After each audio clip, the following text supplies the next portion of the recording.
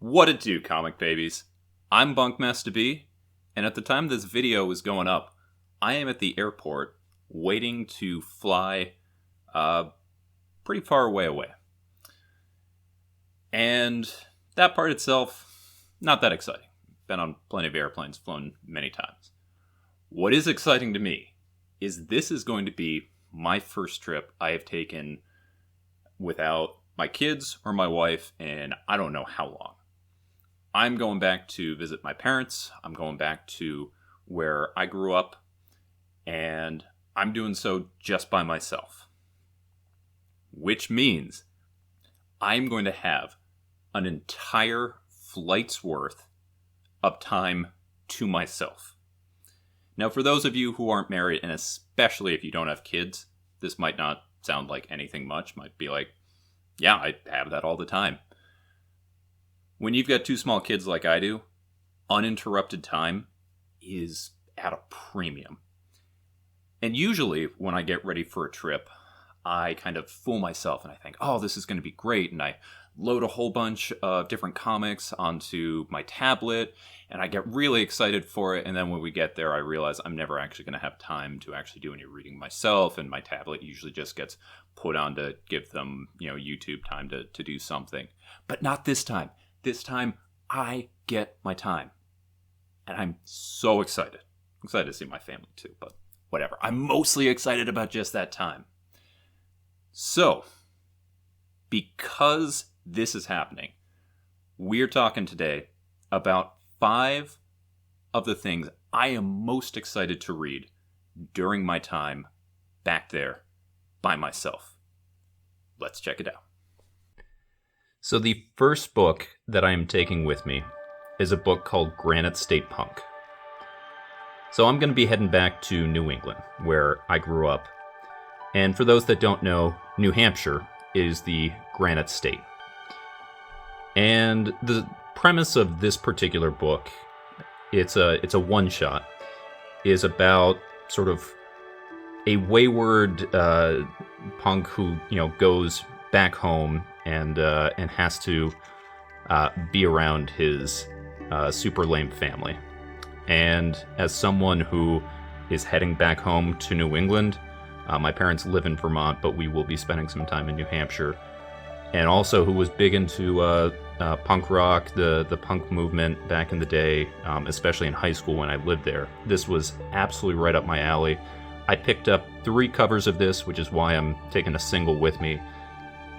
And I just haven't read this yet. It's a one-shot. It would have been so easy for me to read it, but I haven't done it yet. So I'm super excited to read this on the trip. So that's about all I can really say for this. I'm actually going to be trying to not look too hard because I want to go into this surprise, but I haven't read this yet. I haven't read any of these, which is why I'm reading them on here. So I don't really have anything to say, but I absolutely just love the art style. This is coming out from Scout Comics. I believe it was self-published beforehand. You guys know I'm a sucker from Scout.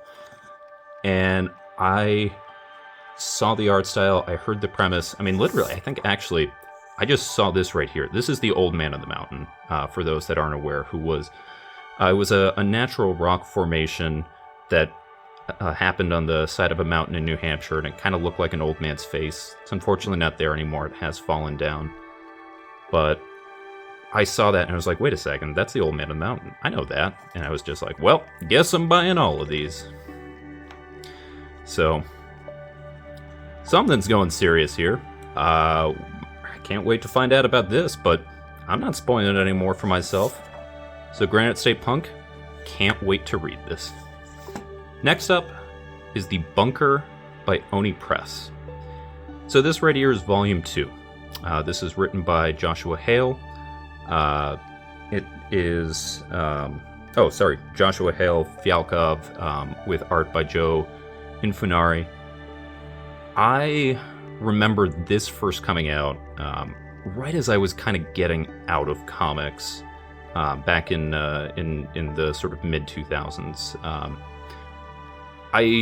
When I was in undergrad, I was huge into comics. I was loving it, and then I kind of went through this phase where I was sort of moving across to, the country to different parts, really just kind of checking things out about once a year.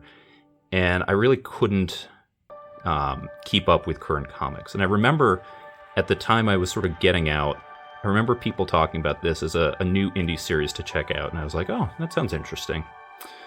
And then when the pandemic came through, I was sort of buying comics just to help out my shop. And I would just say, like, hey, I'm not looking at anything specific. Just, give me a cool indie series. And they recommended Volume 1 of The Bunker. And I was like, oh yeah, I remember that. I bought it. I loved it. Super cool. And I bought the rest of it. But I didn't read anything past Volume 1. So I figure, why not go back? I mean, this is The Bunker. I'm Bunk. Why wouldn't I go ahead and read this?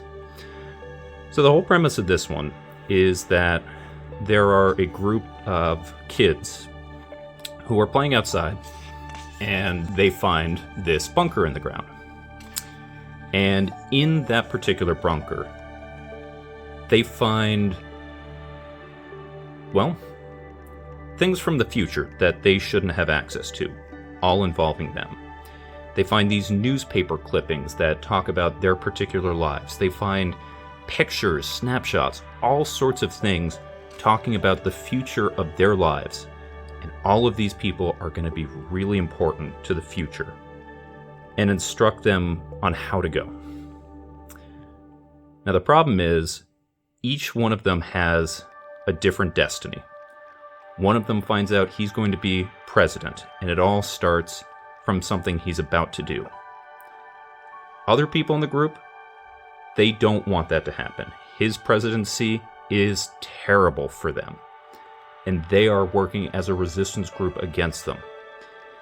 And so it ends up being the story of the past and future kind of colliding, where the future selves that are trying to navigate this particular point of their lives that is so impactful in setting up the rest that's coming here. It's about how they are trying to send messages back to the past through this bunker to help make sure that the events that are going to help them come to pass. And all the while, these kids, who are varying from high school age to younger, are basically just trying to figure out, who do you trust? Do you trust yourself? What's all happening here? And it was this really, really cool story. And like I said, I loved it. Joe Infunari's art is going to be really divisive. There are going to be some people that look at this and like, this is terrible. I want no part of it. I am not one of them. I adore this art. I wish Joe Infunari was doing more. I didn't realize at the time that I picked this up, but I actually seen Joe's art from some fill-in issues on Wasteland. Christopher Mitten is usually the artist on that. He did almost the entire series, but that's another one of my favorite indies of all time, also by Oni Press. And Joe filled in on a few of those, so I'd actually seen it through there. But there are 4 volumes of this total. I've only read the first one, and I can't wait to jump back in. Honestly, I should probably go back and read Volume 1. I'll try and do that this week before I leave, but I can't wait to go back through and see what happens with The Bunker. Next up is Tom Taylor and Bruno Redondo's Nightwing. This is kind of a stand-in for volume number 3, which I'm going to read digitally, but I don't really have a way to show that off digitally. I was talking with my buddy Jake from The Brave and the Boys. I'll leave a link in the description below, but if you don't know them, check them out. They do some awesome comic content. And I was telling him, hey, I'm going for a trip, and I'm going to be making this video. Give me something to read. And he was like, Nightwing's been really good. Are you caught up on that? And I realized, oh man, I'm not. When Volume 1 came out of this, I read this, and I said at the time, and I stand by it, that it was a perfect superhero comic. I gave it a 10 out of 10, which is not pretty typical for me, but I think Volume 1 of this was everything I wanted from a superhero comic. And Volume 2 was based on, or had the Fear State tie-in that was going across all of the Bat titles and kind of lost some focus. and I didn't read anything past there. With the exception of this particular issue that I bought off the stands when it came out, because this one made news that this is one continuous issue, or image. So the whole thing is interconnected and is basically all just a motion comic. So we get to see he's getting dressed, he's going up through, he's jumping through. And I loved this issue. I actually bought a second copy. I still have this crazy idea. I'm going to find a way to basically turn this into one continuous image and get it framed. I did the math. It's going to be about 13 feet long. So, you know, it's probably a terrible idea. But hey, when has that stopped me before? But I loved this series. Volume 1 was great, and Volume 2 was, the Fear State was still really good. And Volume 3 just came out. So what better time to actually find out what's going on with Dick and everything than by checking this out. I've heard that the later volumes aren't quite as good as the beginning, but I don't need it to be as good. I mean, that Volume 1 was special. It did great references to Nightwing Year 1, but also reestablished the character as kind of his own man, set up a new status quo, and really was just kind of everything I wanted to see. And I want to see more from this particular team. Redondo and Taylor are making something really special here. I want to check that out. So, Nightwing Volume 3, you're coming with me. Alright guys, so I've got a confession to make. I have never actually read Usagi Yojimbo. You see it over my shoulder in every video that I do, and I haven't read it. And I'm gonna take this opportunity to change that. So this is the big special edition hardcover of the stuff from Fantagraphics. This is the very, very earliest Usagi content that has come out. And honestly, I don't know. You can hear that glue cracking, so you know, even if I had tried to tell you that, oh yeah, I've read this, oh, it's great, that glue is a giveaway that I am a liar. But in this case, I just told you the truth. And it's been one of those things that, you know, everybody talks about this as an all-timer. And I'm sure that I will love it. But I just haven't read it. We all have those, you know, to-read piles of things that we know we're going to get around to, and when we do, we're going to love. And Usagi is that for me. I just haven't read it. So, in this particular time, being trapped on a plane, being trapped on a bus, nothing else I can do, no kids that I need to keep entertained, no wife that, you know, I'm paying attention to, or, you know, being a jerk by just going off and doing my own thing. What better time than to finally right the wrong of never having read one of the greatest serialized action comics of all time. There's really nothing more I need to tell you about Usagi that you don't already know.